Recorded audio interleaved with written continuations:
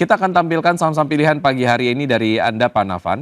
Di antaranya adalah ada BBRI dengan support di 3760, resistensi di 4190, kemudian ERA dengan support di 364, resistensi di 396, Indosat support di 1550, resistensi di 1670, MDKA support di 1475 dan juga resistensi 1705. Semuanya direkomendasikan akumulatif buy. Untuk BBRI analisis lengkapnya seperti apa, Pak Nafan? Oke, di sini kalau saya cermati untuk BBRI ya, BBRI ini kan pergerakan harga sahamnya kan sudah mulai limited downside ya kalau hemat saya. Bahkan kalau dari sisi RSI indicator pun juga sudah terlihat ada positive divergence. Terus dengan adanya limited downside tersebut, jadi diharapkan fase akumulasi pun juga bisa terbuka lebar. Bahkan sebelumnya itu candlestick yang terbentuk saya melihat itu adalah spinning top, sehingga indikator ini ya buying stimulusnya bisa terbuka lebar. Apalagi kalau misalkan saya melihat dari RSI indikator ya, ini sudah menunjukkan positif, sinyal positif ya. Jadi bisa akumulatif buy dengan target terdekat level 4190 ya. Sementara untuk target jangka panjang ya dari BRI itu berada di level 5575. Baik. Jadi itu bisa kembali ke major high ya untuk long term. Jadi ada potential upside paling tertinggi itu bisa di hampir 46% dari current price Baik. begitu. Objectively speaking, saya pengen tahu point of view dari Anda, Pak Nafan, terkait dengan sentimen Danantara untuk BBRI sendiri. Hmm. Apakah ini kemudian menjadi sentimen pengatrol atau seperti apa? Oke, kalau hemat saya memang ini Danantara ini ditujukan dalam rangka memperkuat kapasitas maupun juga kapabilitas aset-aset BUMN. Karena ini kan merupakan super holding BUMN ya, plus kombinasi dengan Indonesia Investment Authority ya, mas saya. Jadi ini kalau misalnya jika Danantara misalnya benar-benar dikelola secara profesional, bebas dari kepentingan politik maupun juga intervensi politik, tentunya. Bahkan juga saya melihat BBR kan juga masih ada aksi kooperasi ini dalam rangka buyback saham begitu kan. Terus juga kalau secara kinerja sih saya pikir BBRI itu masih ada peluang untuk mengoptimalkan kinerja pertumbuhan kredit ke depan, karena kan Danantara ini kan fungsinya dalam rangka memperkuat atau menggenjot investasi Indonesia dalam Baik. rangka menumbuhkan perekonomian kita optimal ya, lebih seoptimal mungkin ya. Baik. Dari BBRI Jadi kita nanti bergeser ke itu bagus gitu. ERA, Pak Nafan. Apakah ini berkaitan dengan iPhone 16 yang sudah boleh dijual di Indonesia dan juga kita masuk ke Hmm. bulan puasa dan juga Lebaran gitu, biasanya orang Mm-mm. tergoda untuk bisa beli handphone baru.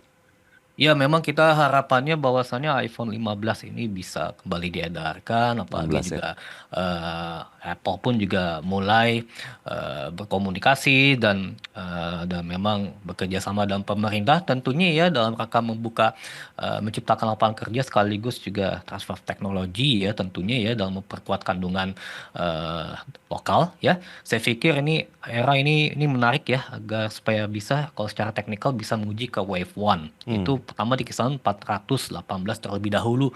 Jadi kalau saya pikir ini untuk accumulative buy maupun juga trading buy dari era bisa terbuka lebar karena ini saat ini sudah bullish consolidation Hmm. seperti itu. Baik.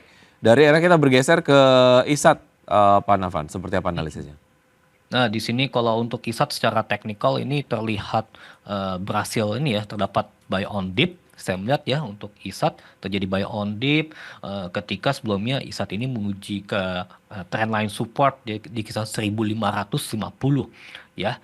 Jadi otomatis mestinya ISAT tuh bisa bounce back to its nearest resistance di kisaran 1670 ya. Sedangkan kalau untuk target jangka menengah hingga jangka panjangnya ya selain dari 1810 juga berada di level 2070. Jadi kalau misalkan jika dari current price ke 2070 potential upside-nya bisa di atas 25% ya. Hmm. Jadi seperti itu. Accumulative Baik. buy. Oke. Dari ISAT kita ke MDKA. Seperti apa, Pak Hmm. Nafan? Nah, kalau misalnya jika untuk MDK ini kan sebenarnya sideways ya, tapi terdapat pola up channel yang terbentuk di sini ya, agak minor. ada potensi terjadi zigzag pattern yang terbentuk ya dari A, B, W, X, Y. Nah ini kalau misalnya jika X kan ini kan adalah supportnya ya, di mana support itu yang terdekat di 1475 ya. Sedangkan kalau untuk menuju ke Y-nya itu yang tertinggi di kisaran 1940. Itu potensial upside dari Carbon Price di kisaran 21,6%. Sementara itu untuk target price yang terdekatnya baik pertama dan kedua berada di level 1075 hingga 1850. Ini semestinya menarik cermati dalam rangka cumulative buy. Baik, oke. Itu tadi beberapa saham yang sudah direkomendasikan oleh Pak Nafan. Pemirsa, ada BBRI, kemudian juga ada ERA, ISAT, dan juga MDKA dengan support dan juga resistance. Kita sudah bahas dengan rekomendasi akumulatif buy.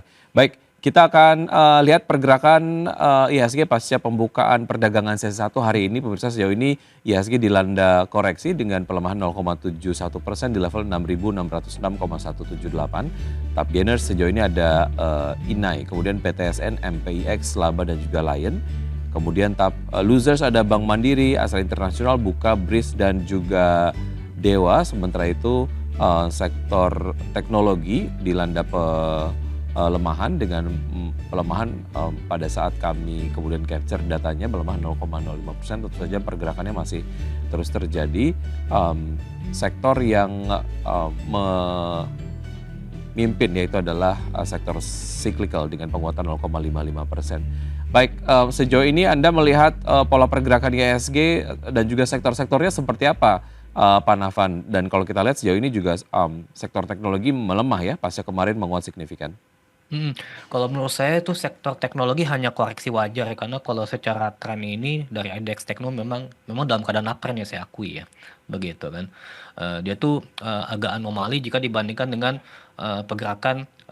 tren pergerakan ISG yang cenderung downtrend. Bahkan kalau saya melihat dari ISG ini kan sedang dalam keadaan channeling down seperti itu. Jadi memang kalau saya pikir ISG untuk saat ini kalau jangka pendek itu relatively bearish consolidation, ada support di trough itu di kisaran 6.500 ya, ini sebagai wave A, sementara untuk level resistance terdekat di kisaran 6.655 Baik. ya. Kalau misalnya jika kita melihat secara global, nanti pelaku pasar menantikan terkait dengan US Advanced GDP second estimate ya untuk kuartal keempat 2024 sebelumnya, dan di sisi lain juga terkait dengan dinamika personal consumption expenditures yang akan dirilis ya, baik itu dari sisi core maupun juga dari sisi yang utamanya begitu. Jadi memang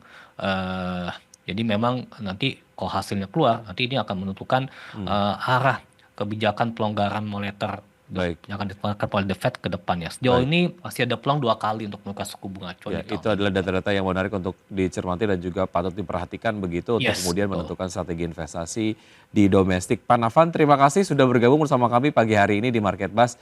Semoga apa yang Anda kemudian sampaikan dapat menjadi referensi teman-teman investor untuk melakukan strategi investasinya, namun keputusan investasi kembali ke investor. Dan Pak Nafan, sukses selalu untuk Anda, saya selalu sampai jumpa.